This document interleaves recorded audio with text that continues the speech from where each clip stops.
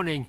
It's coming up to 11:30 AM on Thursday the 15th of October. I'm just heading out from my home in Bath for another overnight wild camp. The leaves are falling, everything's golden. It's still nice and sunny, but it's got a nip in the air. Those familiar with the location will know I'm on the Two Tunnels Greenway. The destination for tonight is Westbury White Horse. I'll tell you more about that later on and why I chose to go there. The idea for this wild camp at Westbury White Horse just bubbled up out of nowhere.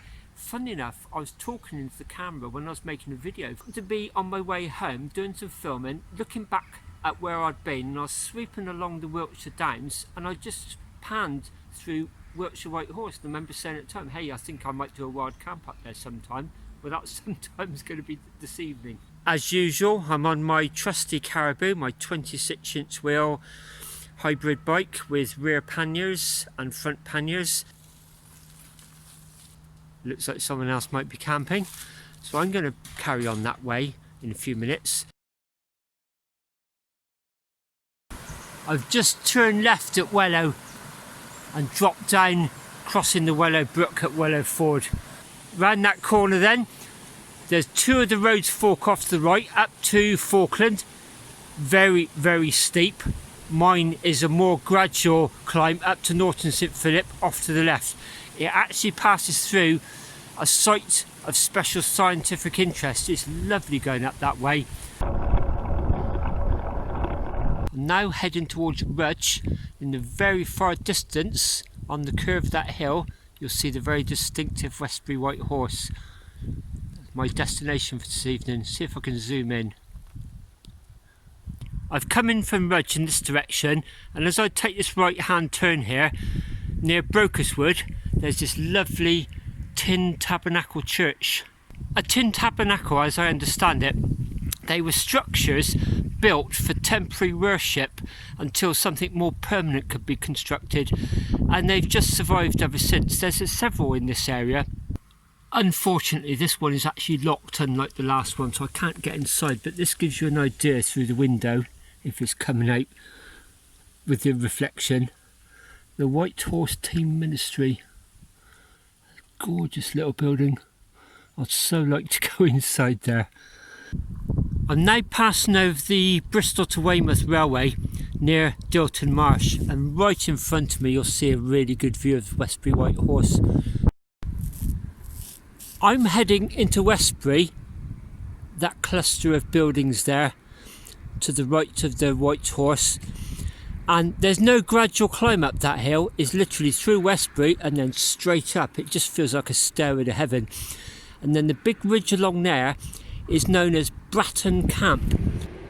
Stairway to heaven.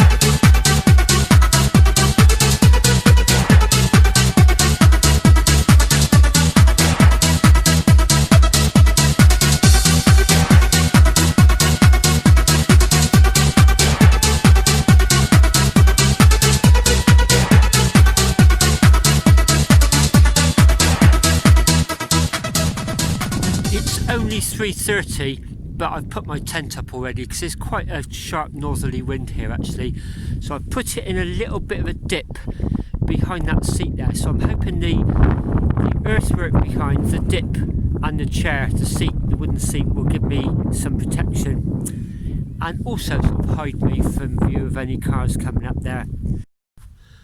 Maybe a little bit about the kit I'm using. I've got the Storm Shield tent. I've talked about that before on my North Dorset Cycleway camping trip. I'm still on my summer sleeping bag. It's a Snug Pack Softy Merlin 3.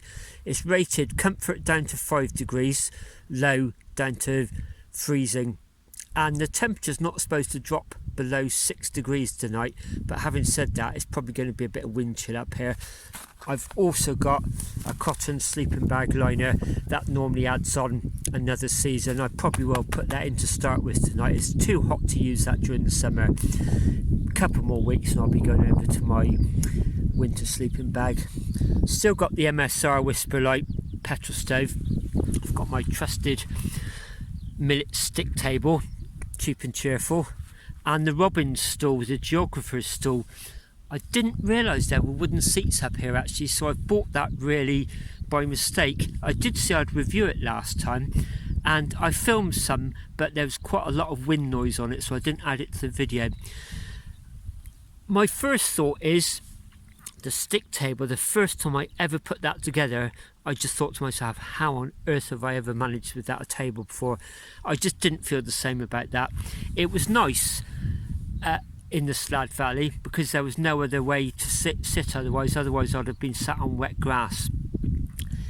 So it was nice, but I wasn't bowled over it by it straight away. I mean, for instance, I won't be sitting on that tonight, not when you've got a nice wooden seat here, but it's probably worth carrying, especially in the winter where you're going to get a wet backside sitting on grass, that's for sure. You'll have spotted I've got 3 cans of Budweiser, and I've got my trusty chopping board, spatula, frying pan, pots and pans. I'm going to be cooking a Cajun meal. It's ever so easy to cook, and I've done most of the preparation at home. The preparation really is just mixing lots of spices together, so I'll put a list and a picture of all the spice jars on the screen now.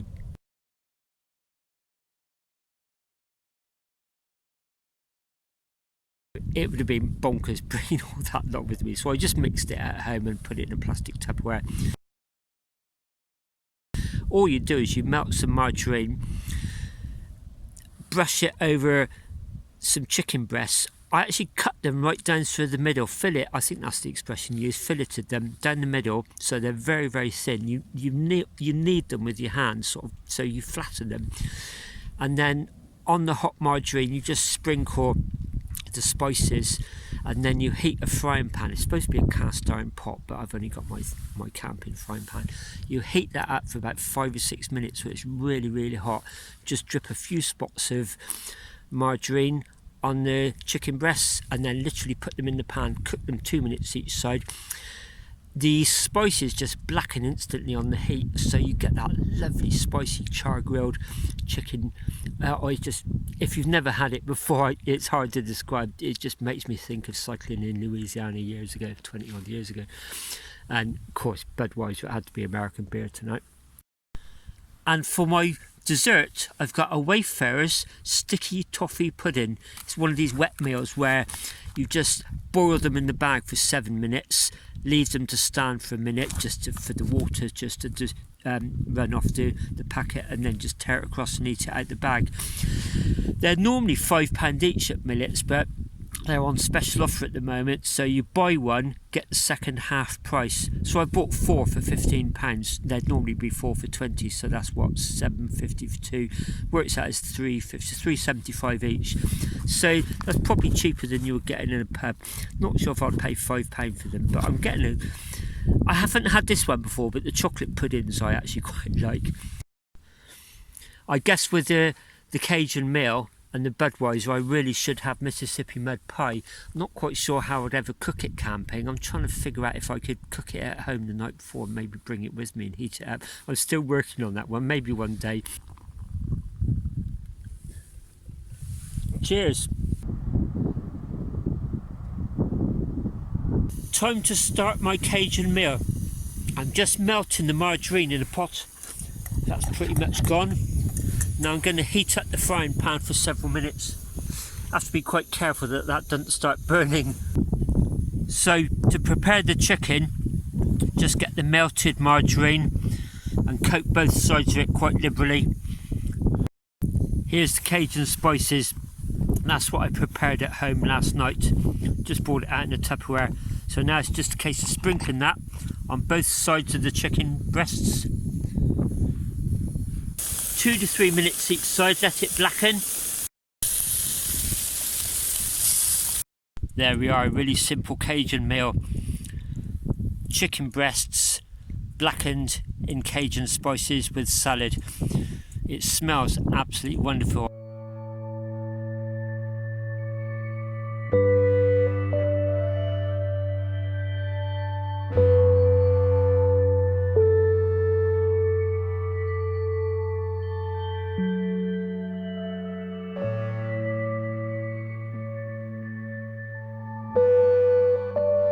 It's about 6:45 now and there's been a stunning sunset. I was just cooking my meal as the sun sank. A couple of girls came up, just stood over there taking photographs of it as I was cooking my meal. It tasted very nice, by the way. And then everything just started lighting up. You can see Westbury down there. I wasn't really aware of Trowbridge being over there earlier on, but now you get the idea of sort of just how big it is, how spread out it is. I think that must be Devizes over that way. What was really nice, the monument there with the map plaque on the top giving you distances to various landmarks. A couple of families come up, and I think there might even have been a couple of teachers and with children, and they were doing some sort of lesson up here. It's really nice. I mean, they weren't shouting at them or anything. They just all looked like they were having a really good time. That was nice to witness. I just turned my music off and sat back here. But yeah, this is a stunning sunset. The cloud formation is amazing. There's my sticky toffee pudding just about to tuck into. There's my tent lit up with the porch light. If I put my head torch on it, that's looking down at Westbury, all the twinkly little lights. Quite amazing being up here. There's still people walking by actually. A couple of girls just went by chatting about IT problems of all things.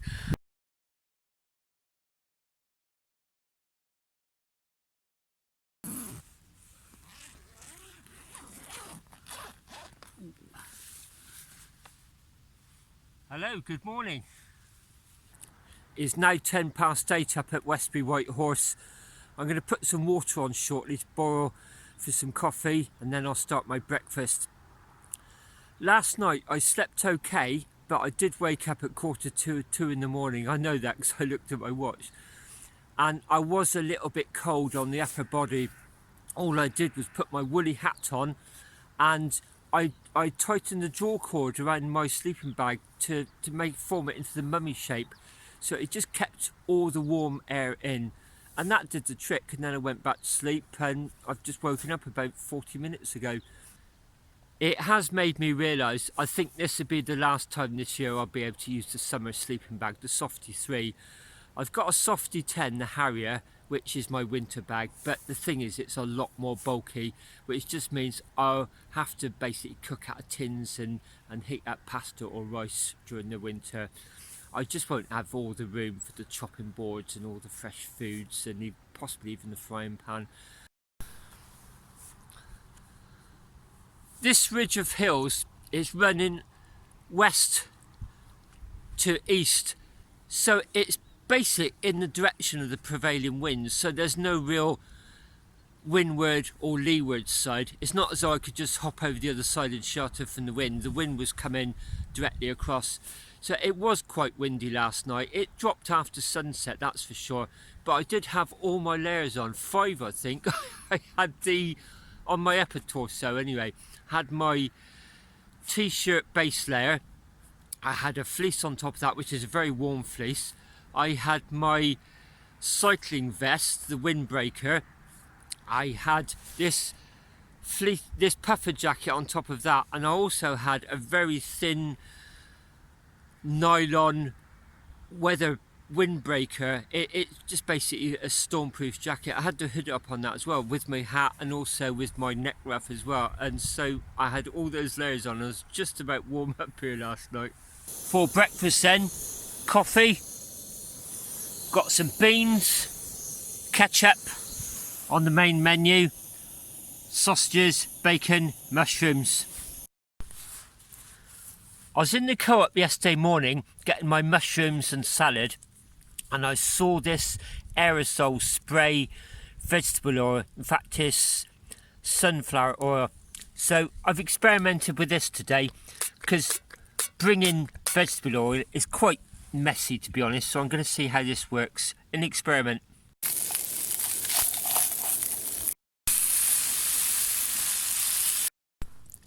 A nice hot breakfast at Westbury White Horse. Bon appetit. That's the washing up done. I'm on my second cup of coffee. I've got enough water for a third cup of coffee and a wash and clean my teeth.